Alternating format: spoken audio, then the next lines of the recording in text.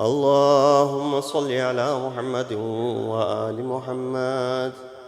اللهم صل على محمد وآل محمد. بسم الله الرحمن الرحيم. اللهم إني أسألك وأتوجه إليك بنبيك نبي الرحمة محمد صلى الله عليه وآله يا أبا القاسم يا رسول الله يا إمام الرحمة يا سيدنا ومولانا. إنا توجهنا واستشفعنا وتوسلنا بك إلى الله وقدمناك بين يدي حاجاتنا يا وجيها عند الله اشفع لنا عند الله. يا أبا الحسن يا أمير المؤمنين يا ولي بن أبي طالب يا حجة الله على خلقه يا سيدنا ومولانا. إنا توجهنا واستشفعنا وتوسلنا بك إلى الله وقدمناك بين يدي حاجاتنا يا وجيها عند الله اشفع لنا عند الله. يا فاطمة الزهراء يا بنت محمد يا قرة عين الرسول يا سيدتنا ومولاتنا. إنا توجهنا واستشفعنا وتوسلنا بك إلى الله وقدمناك بين يدي حاجاتنا يا وجيهة عند الله اشفعي لنا عند الله. يا أبا محمد يا حسن بن علي أيها المجتبى يا ابن رسول الله يا حجة الله على خلقه يا سيدنا ومولانا. إنا توجهنا واستشفعنا وتوسلنا بك إلى الله وقدمناك بين يدي حاجاتنا يا وجيها عند الله اشفع لنا عند الله.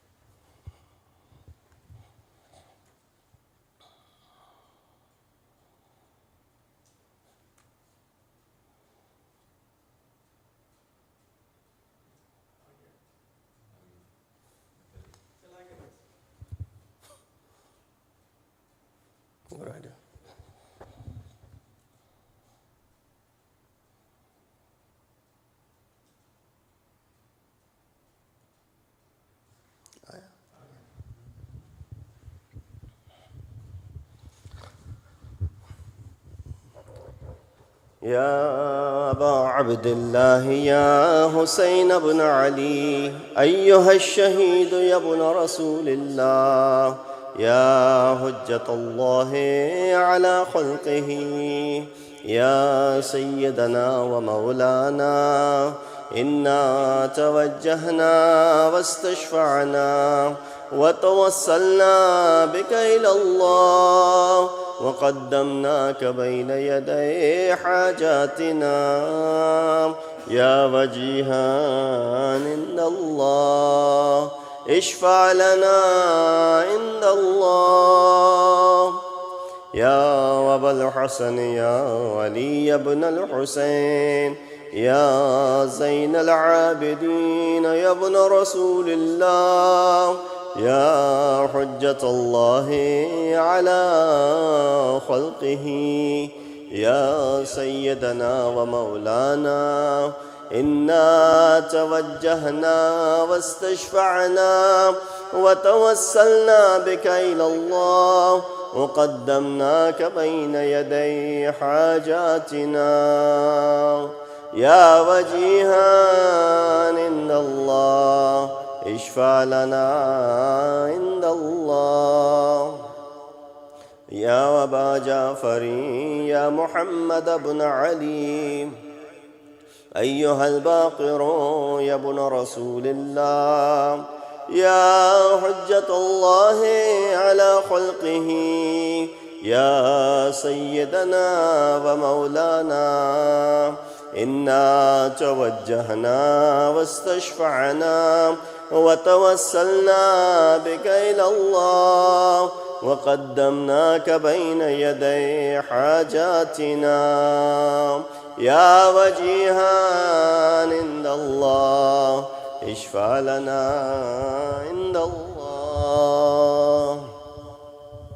يا أبا عبد الله يا جعفر بن محمد أيها الصادق يا ابن رسول الله، يا حجة الله على خلقه، يا سيدنا ومولانا، إنا توجهنا واستشفعنا وتوسلنا بك إلى الله وقدمناك بين يدي حاجاتنا، يا وجيها عند الله اشفع لنا عند الله.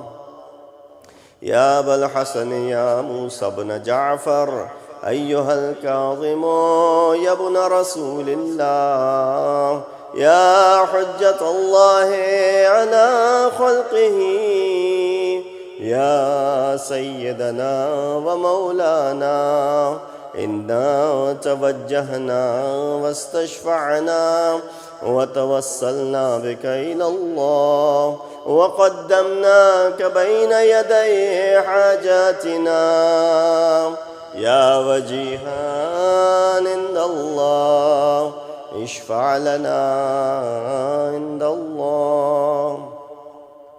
يا أبا الحسن يا علي يا ابن موسى أيها الرضا يا ابن رسول الله، يا حجة الله على خلقه، يا سيدنا ومولانا، إنا توجهنا واستشفعنا وتوسلنا بك إلى الله وقدمناك بين يدي حاجاتنا، يا وجيها عند الله اشفع لنا عند الله.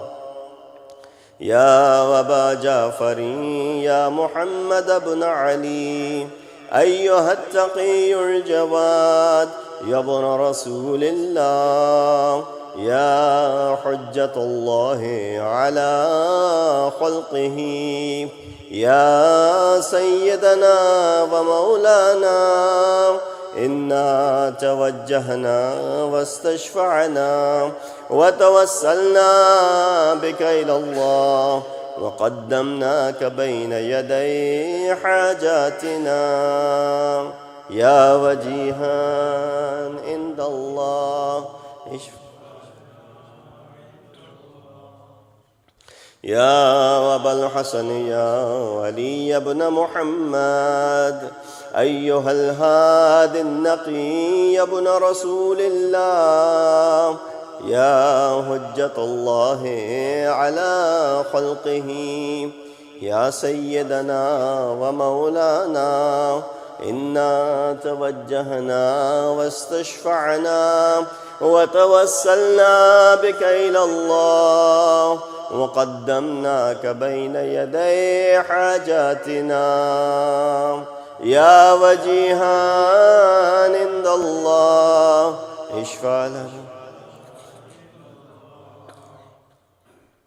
يا أبا محمد يا حسن بن علي أيها الزكي العسكري يا ابن رسول الله، يا حجة الله على خلقه، يا سيدنا ومولانا، إنا توجهنا واستشفعنا وتوسلنا بك إلى الله وقدمناك بين يدي حاجاتنا يا وجيها عند الله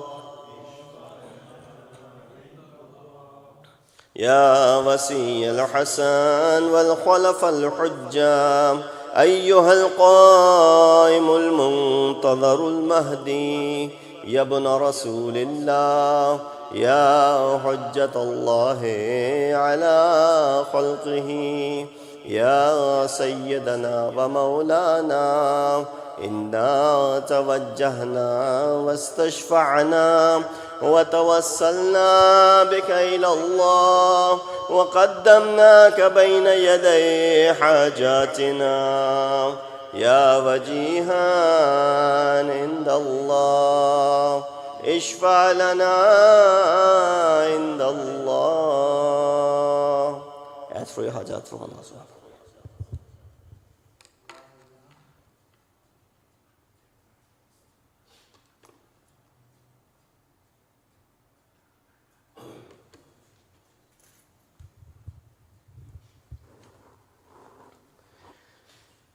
يا سادتي وموالي إني توجهت بكم أئمتي وعدتي ليوم فقري وحاجتي إلى الله وتوسلت بكم إلى الله واستشفعت بكم إلى الله فاشفعوا لي عند الله واستنقذوني من ذنوبي عند الله فإنكم وسيلتي إلى الله وبحبكم وبقربكم أرجو نجاة من الله فكونوا عند الله رجائي يا سادتي يا أولياء الله صلى الله عليهم أجمعين ولعن الله أعداء الله ظالميهم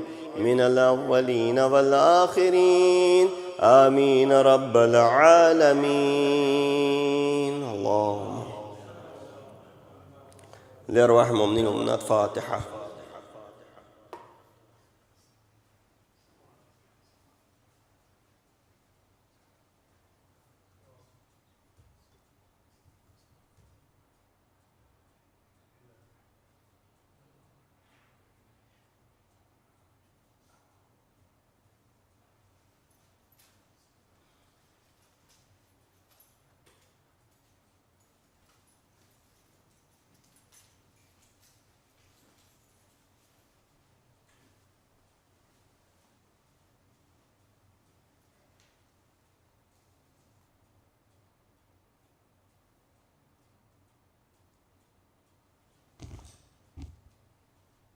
أعوذ بالله من الشيطان الرجيم بسم الله الرحمن الرحيم الحمد لله رب العالمين الصلاة والسلام على أشرف الأنبياء والمرسلين خاتم النبيين أبي القاسم محمد اللهم صل وأهل بيته الطيبين الطاهرين المعصومين الذين أذهب الله عنهم الرجس وطهرهم تطهيرا. Amma ba'd, assalamu alaikum wa rahmatullahi wa barakatuhu. Tonight, the Dua Tawassul program, where we send the sawab of the recitation of dua to our marhumeen.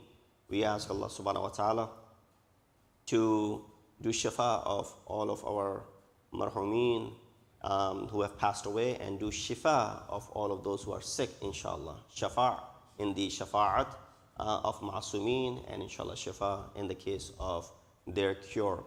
Night of dua, night of prayers, and that's why we do this tawassul, of course. And we remember all of those community members who are no longer with us. Usually I've been doing the tafsir of Suratul Ahzab for the past few months.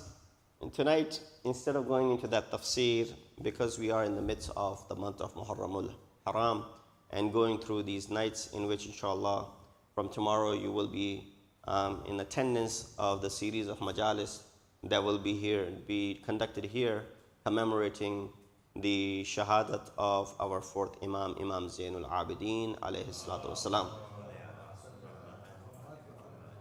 I thought one of the aspects of Imam's life is how he protected the madhab, and he provided that support to religion after that tumultuous and difficult phase of his life, where everything was lost from the physical aspect in Karbala, meaning all of the family members, all of Imam's companions, and the children, those who had given sacrifices. Fourth Imam is faced with this unique challenge upon returning to Medina. Now, of course, there was a purpose behind Imam's shahadat, and Imam Zainul Abidin could not just sit and let this opportunity go by.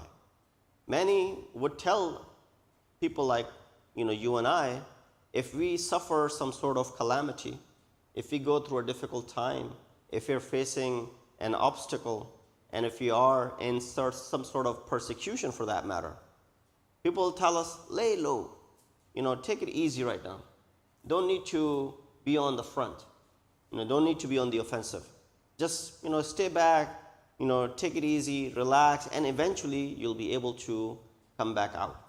Imam Zainul Abidin is that prime example for all of us, that if ever you feel in your life that you are done, that there's no way out, when you feel that all the doors are closed and shut in front of you, when you feel that there's nothing that remains for you to even ponder or consider, now you've given up in every aspect of your daily life and routine. When it comes to, for example, family matters, you've given up. When it comes to, for example, your work, you have given up. When it comes to other areas of your life, you're just fed up with everything, and you've left and you've given up because nothing is going in your way. There come phases in people's life when they go through these difficulties, and usually they ended up, giving everything up and living a life in seclusion and then not even trying. Of course, sometimes you and I have family support and we are able to pick each other up. Imam does not have that family support over there. There's really nobody left from the seniors of the family. They were all martyred. So Imam ﷺ has to do this rebuilding process. If you ever feel in your life, when you're going through difficulty, when you think that there's no way out of it, and you're stuck in some sort of, as if there's no solution remaining for you, think about the life of fourth Imam.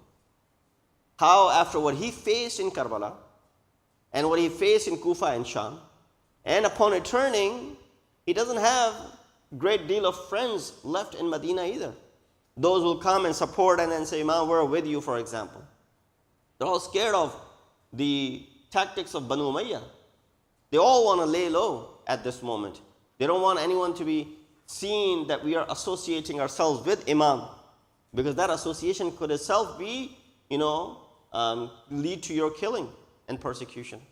So in those situations, Imam ﷺ does not give up. Yes, he is not on the forefront as to propagate in the openly manner, but Imam uses this unique opportunity through akhlaq, through the ethics and morality, to build these companions to have this, with him, that within the next 10 to 14 years, Imam ﷺ is right where his father was, right where his forefathers were, right where an Imam has to be when they are the leaders of the Ummah. So therefore we see and we can learn a great deal, especially the akhlaqi lessons from the life of our fourth Imam, Imam Zainul Abidin alayhi salatu wasalam. So you'll find experts of various sciences. It doesn't mean the person who is also expert, as an engineer or as a scientist or a doctor or computer science or IT or, banking or even ulumuddin, a scholar, does not mean that that person is also an expert in akhlaq. Because akhlaq itself is a separate science and study that comes along with other sciences and the things that you become experts in. You find even amongst you say, well, how do you include scholars in it? How do you include ulama in it? Shouldn't that part of their studies that they are given and taught proper akhlaq and ethics and morality? Well, in fact, Islam teaches that. Deen teaches that. So it doesn't have to be that someone becomes an expert in religion that they should be experts in akhlaq. The fact that you are subscribing to the religion of Islam, you become what? You should have the akhlaq in you. The ethics should be there for you. And you should be mutakhalliq with akhlaqullah, as the riwayat mentioned. So from that aspect, we find that how a lot of time these different sciences that people have, or these experts that we have, how they are sometimes so far away from the akhlaq. In fact, there are certain professions which are anti-akhlaq, for example, and they're makruh, therefore they're considered to be makruh in Islam. One of the professions that is considered to be makruh in Islam is the guy who sells the coffin. The one who sells the coffin. The one who sells the shroud and the kafan, right? The one who sells the kafan is, the profession itself is considered to be makruh. Why? This person is constantly thinking of people, praying for them to die so that he can have more of a sale. And therefore his profession, demands that people need to die in order for him to go ahead and make some money. And so he's constantly, not that he's constantly praying for it, but he hopes that people die so that he can sell. Although we should realize the fact that buying kafan should not be when someone dies. Buying kafan should be, something that you keep your kafan with you. That's why riwayat mentioned. Don't make the profession of this person. Riwayat mentioned that keep your kafan ready with you, and it does not mean that buying a kafan makes what? Makes your death come closer to you. That's not the case either. So remove that concept. And then similarly, a butcher, qasai, that profession is also considered makruh, because what it leads to qasawat qalbi, making your heart stern. When you're constantly chopping meat and when you're constantly butchering things, right away it leads for you to also become stern-hearted.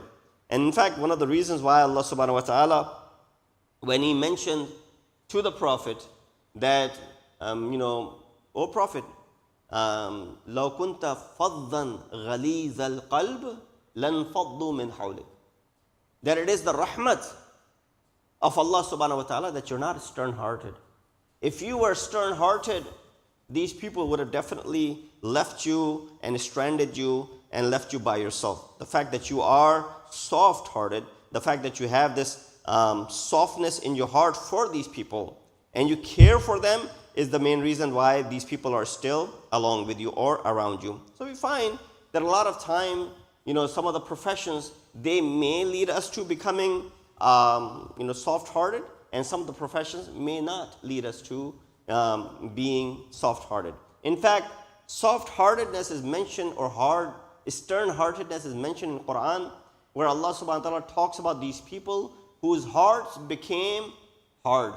He said, ثُمَّ قَسَتْ قُلُوبُكُمْ مِنْ بَعْدِ ذَلِكَ فَهِيَ كَالْحِجَارَةِ. And then your hearts became hard or hardened after that. كَالْحِجَارَةِ. Like what? Like the stones. You know how hard a stone is? As hard as the stone, your hearts have become. And when your hearts become that hard, where Allah is comparing the hearts to stone, just imagine. Of course, this is an example, an analogy. Nobody's heart literally becomes as hard as a stone. It's giving that, spiritually speaking, you use this terminology all the time. Ye bahut soft-hearted hai, ye bahut hard. This person is very soft-spoken, soft-hearted and whatnot. That's what is being referred to over here. Allah compares the heart with what? Hijara. ثُمَّ قَسَتْ قُلُوبُكُمْ مِنْ بَعْدِ ذَلِكَ فَهِيَ كَالْحِجَارَةِ. But then says what? أَوْ أَشَدُّ قَسْوَةً. In fact, some people, their hearts become so hard that they're worse than and harder than the stones even. Know how hard the stones are? Their hearts have become so hard that they're harder than stones. They're more stern than the stones. Why? Allah gives example. وَإِنَّ مِنَ الْحِجَارَةِ لَمَا يَتَفَجَّرُ مِنْهُ الْأَنْهَارُ. Because even sometimes from these hard stones and boulders, water springs out of it. You know, when water drops on it for millions of years, they become soft as well. And sometimes water springs out of it, meaning they have the capability, even though they are so stern. But these hearts that become so hard, there's no umeed of them ever becoming soft again. It says, إِنَّ مِنْهَا لَمَّا يَشَّقَّقُ فَيَخْرُجُ مِنْهُ الْمَاءُ وَإِنَّ مِنْهَا لَمَا يَهْبِطُ مِنْ خَشْيَةِ اللَّهِ وَمَا اللَّهُ بِغَافِلٍ. So this is in Surah Baqarah, ayat number 74, where Allah subhanahu wa ta'ala talks about the hearts. So the issue of akhlaq is so important. The issue in our life regarding this akhlaq is so important that Allah subhanahu wa ta'ala, when He spoke about our Prophet, Hazrat Muhammad Mustafa sallallahu alayhi wa alihi wa sallam, when He introduced him in Quran, Allah introduced him in Quran as وَإِنَّكَ لَعَلَى خُلُقٍ عَظِيمٍ. That, O Prophet, you are at the highest standards of morality. Did not introduce Rasulullah as Arab or Ajam or white or black or Tulul Qad or short-heighted. Didn't mention Rasulullah's those physical features. Didn't mention his lineage.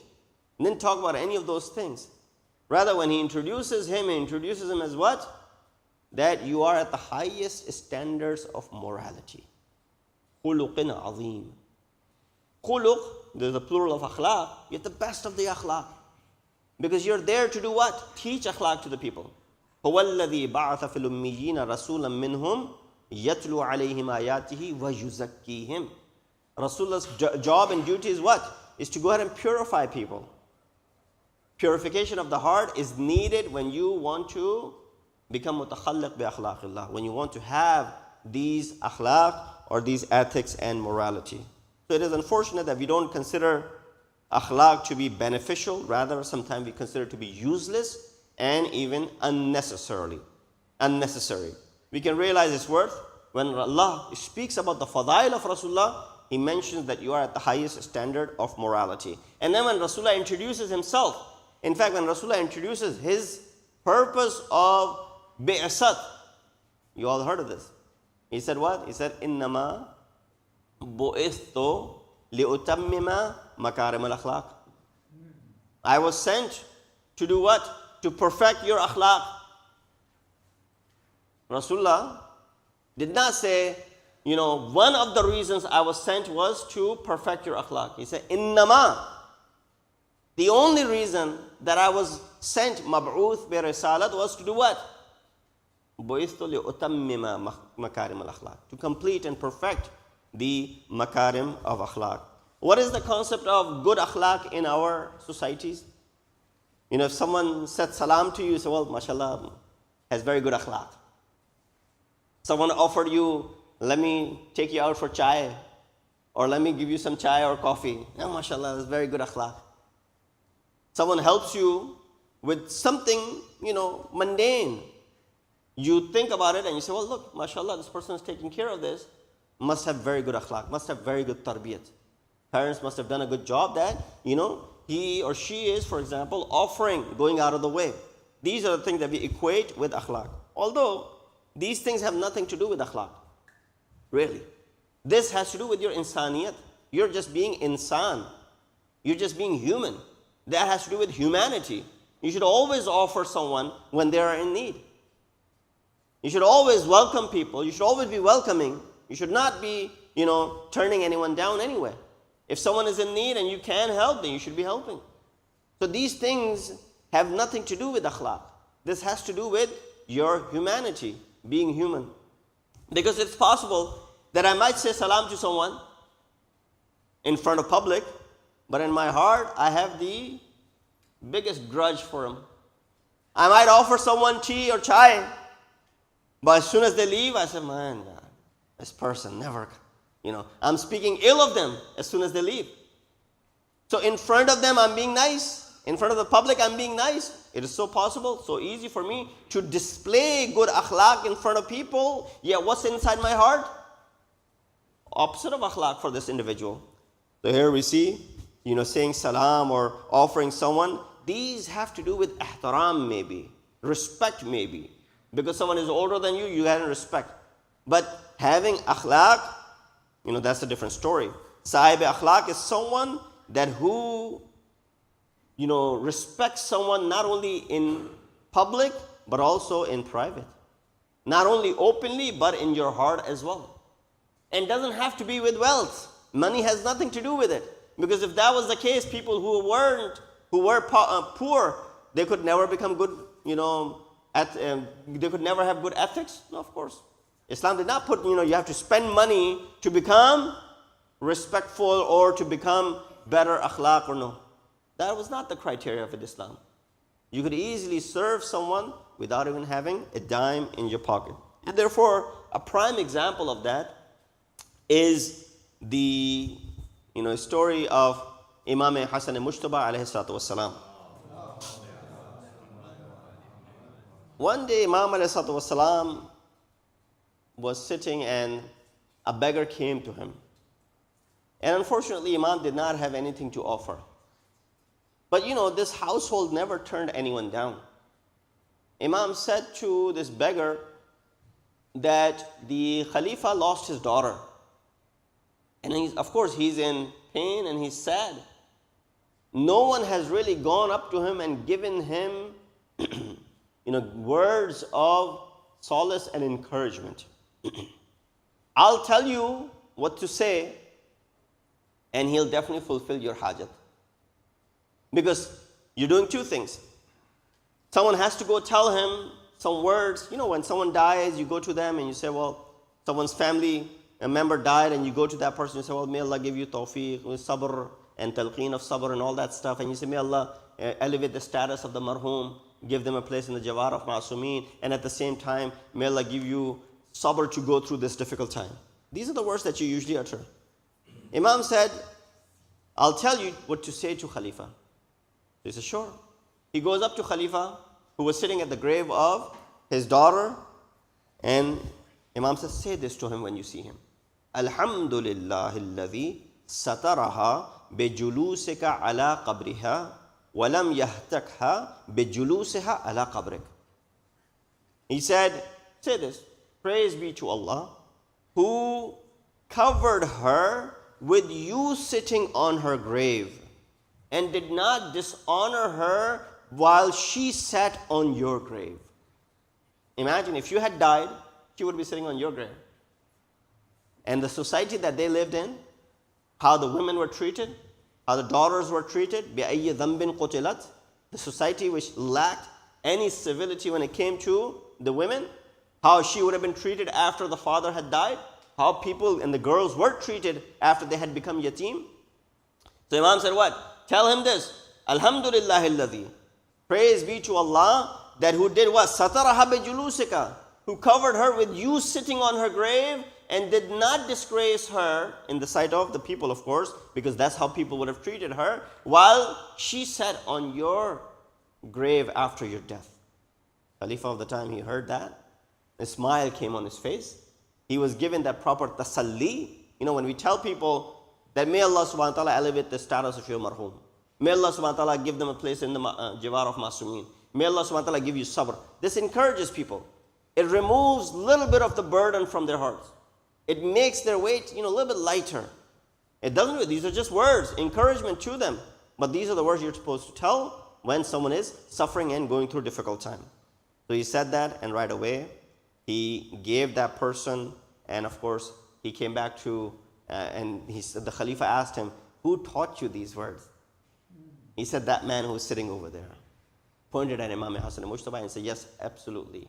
Allah knows where to place his Rasala. Salawat Deji Muhammad wa Ali Muhammad. So very quickly, I have about 4 or 5 minutes in my possession.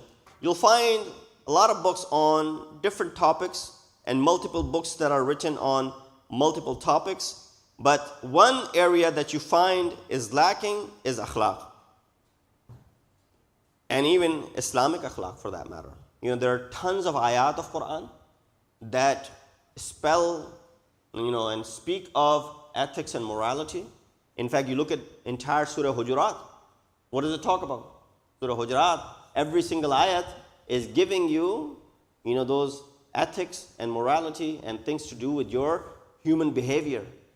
From the very beginning, Surah Hujurat, where it speaks to how to speak to Rasulullah, how to act when you are in front of Rasulullah.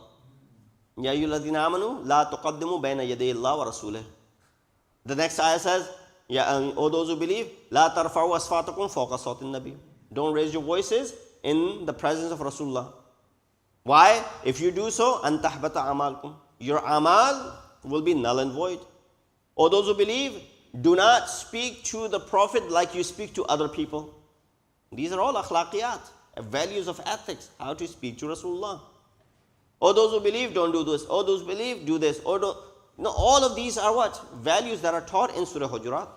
Similarly, when you look at some other surahs of Quran, Surah Yusuf, or Surah, for example, Nur, you'll find many. Surah Luqman. Hazrat Luqman is giving what? Wa'az to his son. Ya bunayya. Oh my son, don't do this. Oh my son, don't do this. Oh my son, don't do this. Oh my son, don't walk exultantly. All of that is being said. So we see that these ayat of Quran, these surahs are filled with values of akhlaq. So there are many, similarly, when there's so many ayat, definitely there's so many riwayat as well in the kalam of Masumin. You pick up book of like Mizanul Hikmah by Ray Shahri. Category of different things and then categorized, and so many riwayat of Masumin and Athar on akhlaq. With all the treasure of ayat and riwayat, you still find a book which is lacking in our culture. Not only in Islamic culture, but even, as is in other cultures as well. You can actually count the books on akhlaq on your hand if you want it. That's how few they are. So for example, in the 3rd century, you had Ikhwan al-Safa, unknown group of people, also known as the Brethren of Purity. They wrote these rasail of Ikhwan, from Tuhaf. There were 50 maqalat, or the letters that were written. Good work, all based on the aqaid and the beliefs and the philosophy they combined, putting together, giving you these ethical values. In 4th century, a person by the name Abul Hasan al-Nishapuri, he wrote a book called As-Sa'ada wal-Is'ad fi Sirat al-Insaniya. Book on prosperity and sa'ada in the Sirat of Insan. All these are based on philosophy of akhlaq from the Greek philosophy, Yunan, not Islamic necessarily. And then you have in the 5th century a person by the name Abu Hamid Muhammad al-Ghazali. He explained akhlaqi issues the way they were never explained before in his book, Ahya'u Ulumuddin. You've heard of this book. He divided human life into 4 parts: ibadat, adat, muhlikat, wa munajjiyat. 4 things: worship, habits, fatalities, and things that become reason for your salvation, najat. He said if a person can understand the depth of these 4, ibadat, your worship, adat, your habits, things that lead you to your halakat and death, refraining from those things, and things that become the reason for your najat. If you can focus on these 4 things and the depth of these 4, no one will be purer and tahir and pakiza than this individual. This was the conclusion of Ahya'u Ulumuddin. But it's unfortunate that person of that caliber, who's giving this ta'aleem of akhlaq and saying what are the things you should refrain from, which are muhlikat, what are the things that you should adopt, which are munajjiyat, meaning for salvation. When he enters in the valley of madhab, his aqaid made him so majboor and forced him that he gave such a fatwa in his book saying that for a wa'iz, it is haram to give the dhikr of maqtal Imam Hussain. Abu Hamid al-Ghazali, a Sunni scholar. He says what? He wrote this book on akhlaqiyat. He's giving you, I just gave you the gist of his book. These are the things that you can avoid going into Jahannam. These are the things that will give you paradise. These are the things that you should hold on to.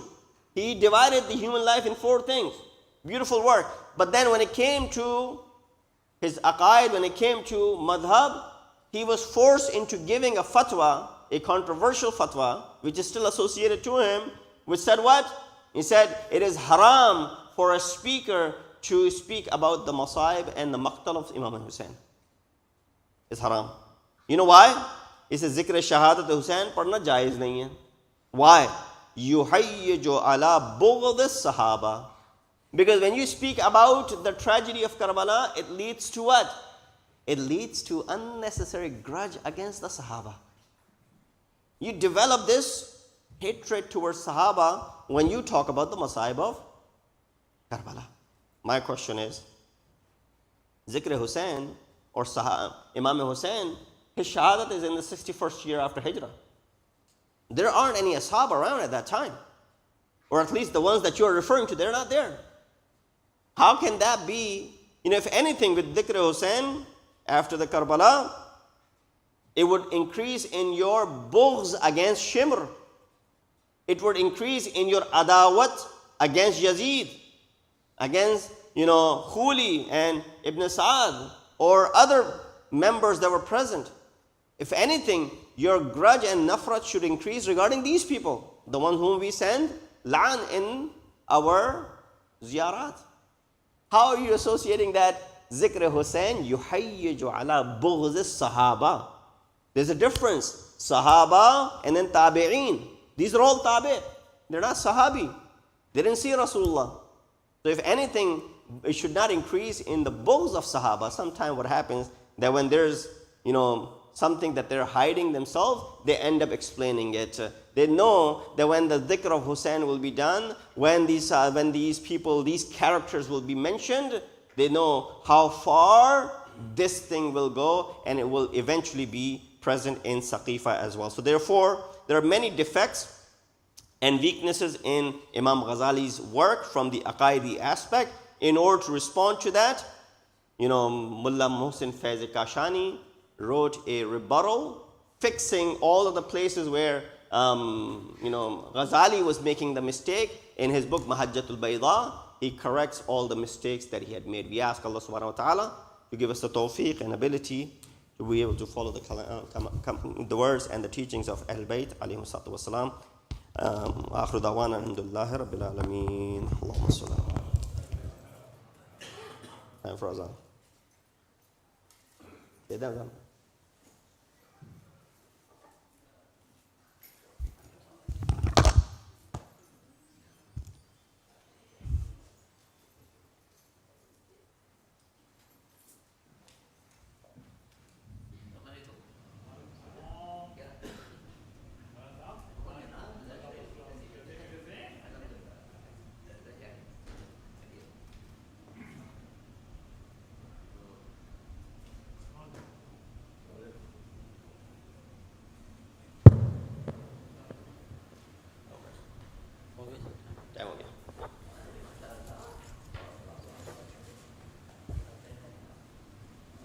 أعوذ بالله من الشيطان الرجيم بسم الله الرحمن الرحيم إن الله وملائكته يصلون على النبي يا أيها الذين آمنوا صلوا عليه وسلموا تسليما سبحان الله والحمد لله ولا إله إلا الله والله أكبر ولله الحمد الله أكبر الله أكبر الله أكبر الله أكبر جل جلاله أشهد أن لا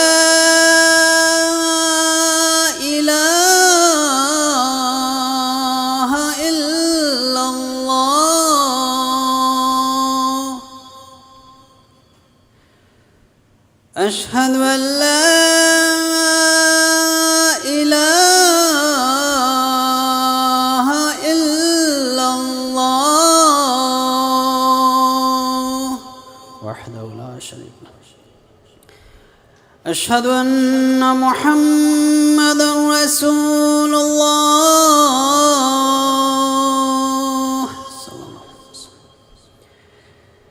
أشهد أن محمدًا رسول الله.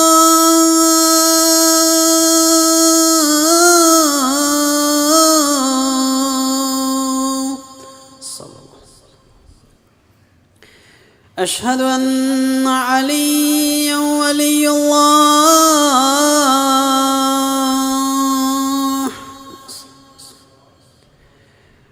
أشهد أن عليًّا حجة الله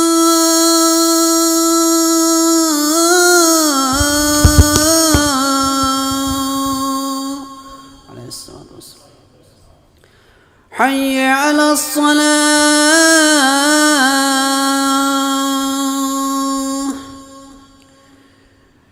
حي على الصلاة.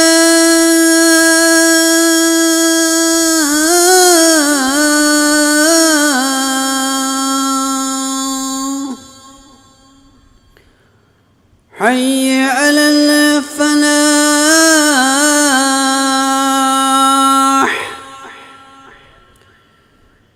حي على الفلاح.